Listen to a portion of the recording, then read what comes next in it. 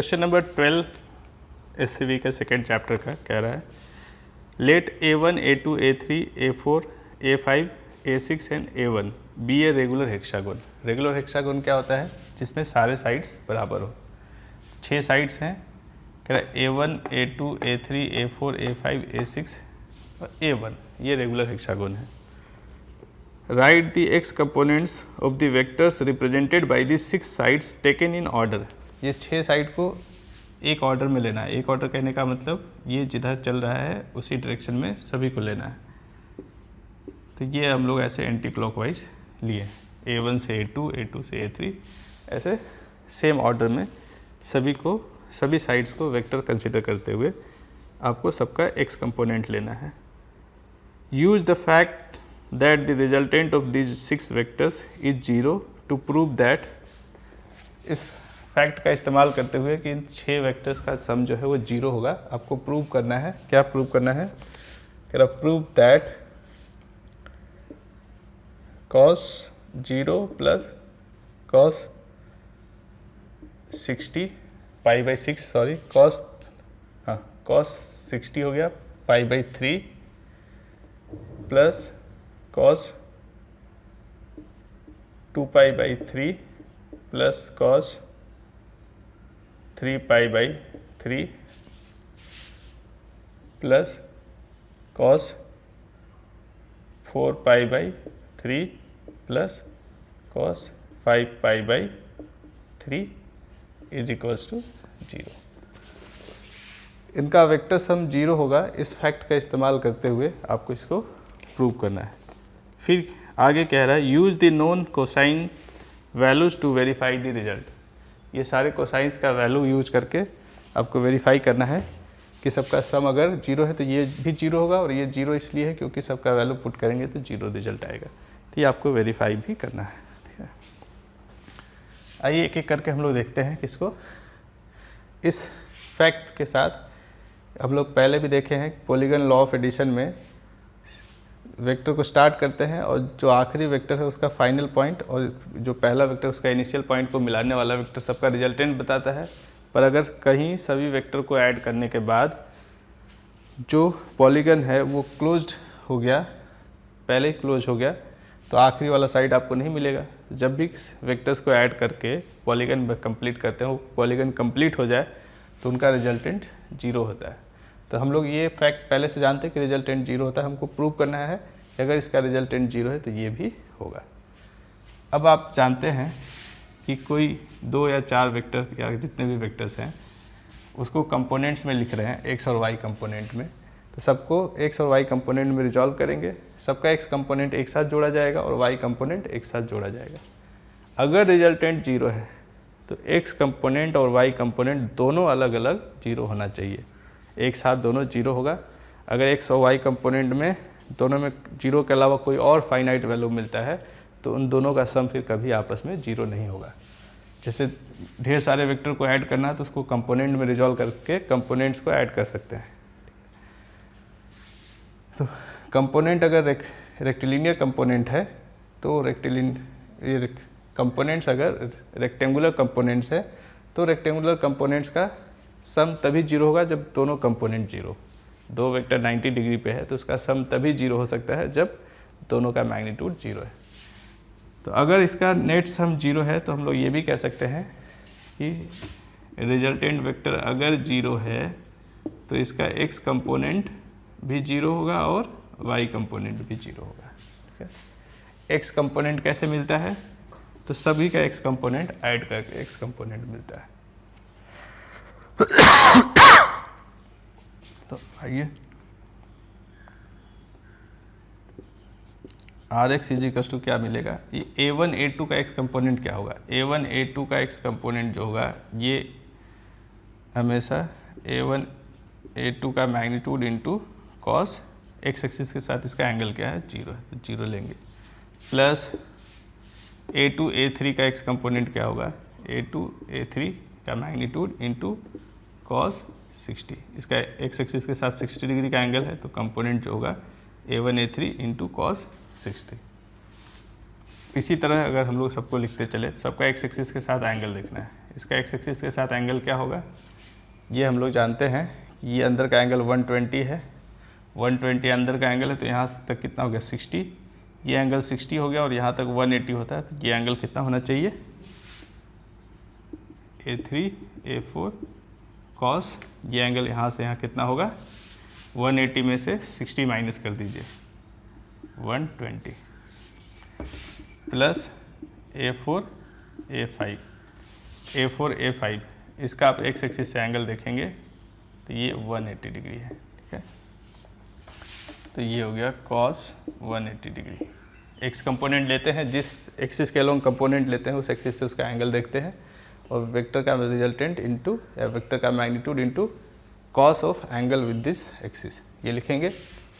उसी तरफ यहाँ पे आ जाइए, तो ये वेक्टर इधर है और एक्स एक्सिस किधर है, इस तरफ एक्स एक्सिस है, तो पॉजिटिव एक्स एक्सिस से हमेशा एंगल लेते हैं, इससे ये एंगल लेंगे आप। तो यहाँ पे आप जानते हैं ये पूरा यहाँ से यहाँ 180 है, अच्छा यहाँ पे आप ऐसे आ सकते हैं, ये 60 है तो ये वाला भी 60 होगा, तो 180 प्लस 60 दोनों को ऐड करना है, 180 प्लस 60 कितना हो जाएगा A5 A6 कॉस 180 में ये 60 और ऐड कर दिए तो मिल गया 240 प्लस एक और बचा हुआ है A6 A1 इसका एक्स एक्सिस के साथ एंगल देखेंगे तो ये यहाँ से यहाँ तक एंगल लेना होगा, है।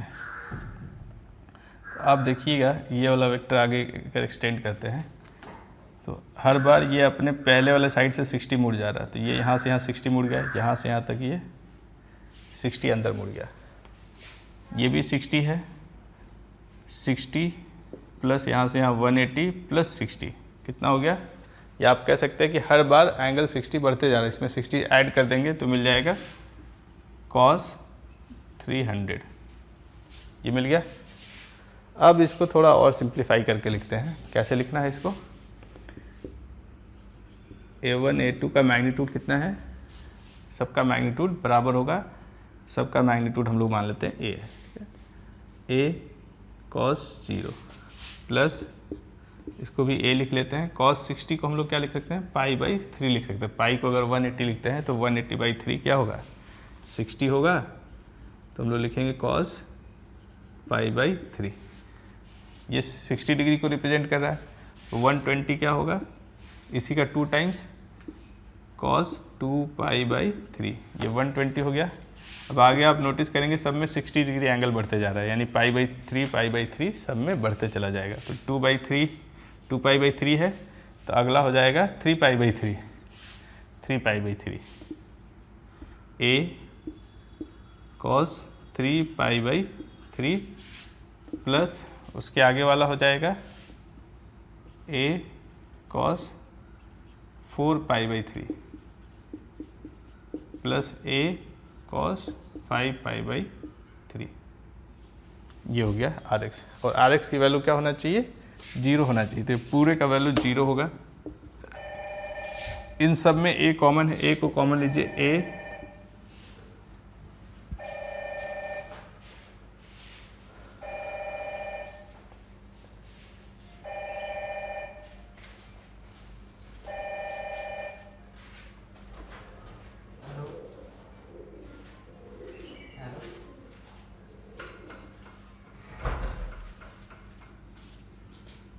इन सब में A को कॉमन लीजिए, A कॉमन लिए तो बचा अंदर में यहाँ पे cos 0 plus cos π/3 plus cos 2π/3 plus cos 3π/3 plus cos 4π/3 plus cos 5π/3 is equals to 0।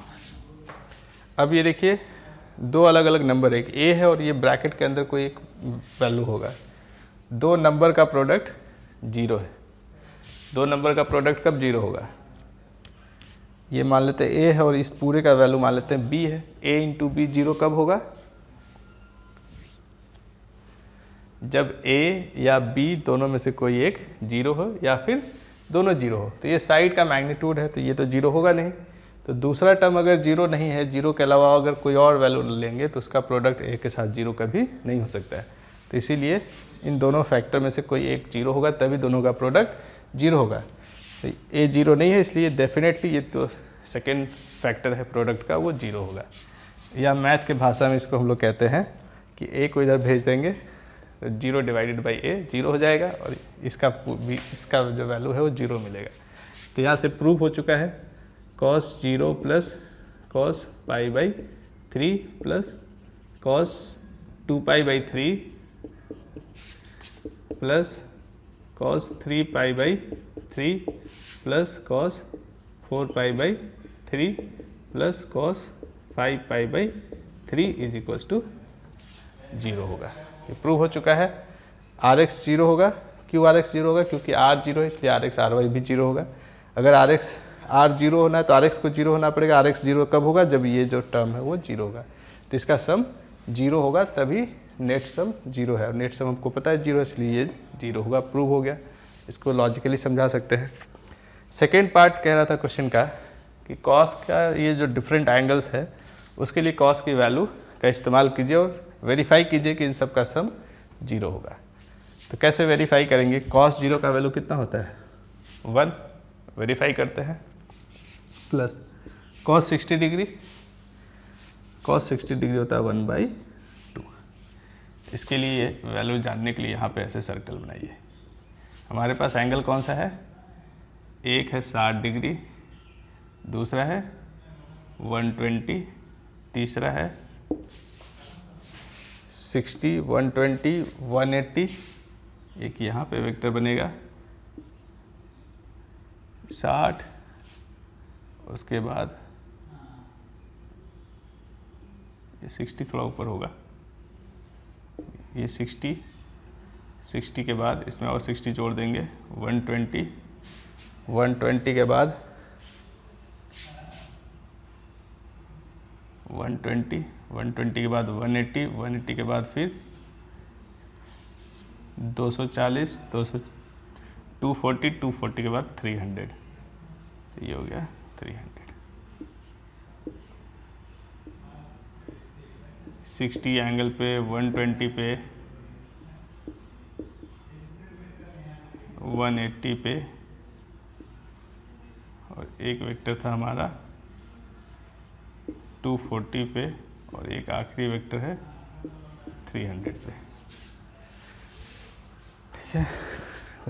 अब इसमें क्या होगा, हमेशा आप देखेंगे रेशियो क्या लेते हैं, परपेंडिकुलर बाई बेस। जब 60 डिग्री का एंगल बनता है तो परपेंडिकुलर बाई बेस का रेशियो 1/2 होता है। तो ये वैल्यू 1/2 हुआ। प्लस अब जब इस वाले क्वाड्रेंट में आ गए, एंगल हो गया 120 डिग्री। इसमें बेस जो होता है, इधर एक्स एक्सिस ले रहे हैं, ये पॉजिटिव है और इधर नेगेटिव है। तो इधर वाले में बेस नेगेटिव और परपेंडिकुलर पॉजिटिव है, तो कॉस की वैल्यू नेगेटिव हो जाएगी। तो यहाँ ये हो जाएगा -1/2, इसका वैल्यू -1/2। इसके लिए कॉस 180 का वैल्यू हो जाता है -1, क्योंकि इसमें बेस नेगेटिव है, परपेंडिकुलर क्या हो गया है, यहाँ पे आप देखेंगे परपेंडिकुलर नहीं लेना है, सॉरी, बेस बाई हाइपोटेनस लेना है। तो बेस का जो साइन होगा वही कॉस का साइन होगा। तो बेस हो गया -1, हाइपोटेनस भी हो गया -1, दोनों का रेशियो बेस -1, हाइपोटेनस 1, तो -1 1, या -1 हो गया। कॉस 180 का वैल्यू -1 प्लस कॉस 180 के बाद कौन आया है, कॉस 240। कॉस 240 में आप देखेंगे तो बेस यहाँ पे नेगेटिव मिल रहा है, तो ये नेगेटिव में ही होगा -1/2 प्लस इस वाले क्वाड्रेंट में जैसे आ जाएंगे उसमें बेस फिर से पॉजिटिव हो गया, तो इसका वैल्यू जो हो जाएगा वो +1/2 हो गया। ये +1/2 से -1/2 कट गया, -1 से +1 और प्लस -1/2, ये प्लस माइनस कट गया, ये +1/2 और -1/2 आपस में कट गया, तो इसका नेट सम 0 होगा। तो इस तरह से हम लोग इन सब का वैल्यू पुट करेंगे तब 0 मिल रहा है। इससे ये पता चल जाएगा कि ये वैल्यू क्योंकि 0 है इसलिए RX 0 होगा, RX 0 होगा। उसी तरह आप RY भी 0 प्रूव कर सकते हैं और फिर कह सकते हैं कि इन सब का नेट सम 0 है। या उल्टा चल सकते हैं, रिवर्स। हमको पहले से पता हो कि इन सब का रिजल्टेंट 0 है तो RX RY भी 0 होना चाहिए, आर एस अगर 0 होगा तो ये जो कॉस के डिफरेंट एंगल्स है उनका सम भी 0 होगा।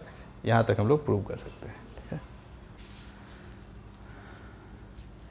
एस.सी. वर्मा के इस बुक से कोई और क्वेश्चन अगर आप चाहते हो कि उसका सॉल्यूशन मैं पहले बनाऊं तो आप कमेंट बॉक्स में उस चैप्टर का नाम और क्वेश्चन नंबर लिख करके ज़रूर भेजेंगे।